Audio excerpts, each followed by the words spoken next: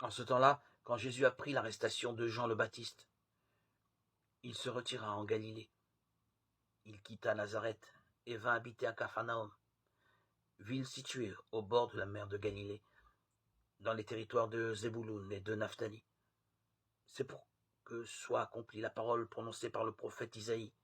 Pays de Zébouloun et pays de Naphtali, route de la mer et pays au-delà du Jourdain, Galilée des nations, le peuple qui habitait dans les ténèbres a vu une grande lumière. Sur ceux qui habitaient dans le pays et l'ombre de la mort, une lumière s'est levée. À partir de ce moment, Jésus commença à proclamer: Convertissez-vous, car le royaume des cieux est tout proche. Jésus parcourait toute la Galilée, il enseignait dans leurs synagogues, proclamait l'évangile du royaume, guérissait toute maladie et toute infirmité dans le peuple. Sa renommée se répandit dans toute la Syrie. On lui amena tous ceux qui souffraient, atteints de maladies et de tourments de toutes sortes, possédés, épileptiques, paralysés, et il les guérit. De grandes foules le suivirent, venus de la Galilée, de la Décapole, de Jérusalem, de la Judée et de l'autre côté du Jourdain. Matthieu 4, 12, 25.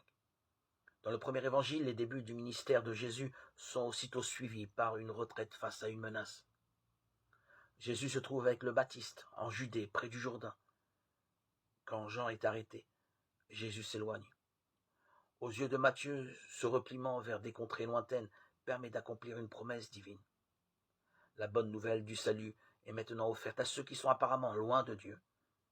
Il s'agit de ceux qui habitent des lieux reculés, mais également ceux dont l'existence est amoindrie, les malades physiques, psychiques, et ceux que la bonne société relègue à la marge. À ce passage, il faut y porter un message d'espérance et accomplir des actes de service. Bien plus, c'est là où nous retrouverons Dieu, parce qu'en son Fils, il a épousé la condition humaine jusqu'en ses bas-fonds. Il est compréhensible que le passage se termine en évoquant l'universalité de l'appel de Dieu par son Christ.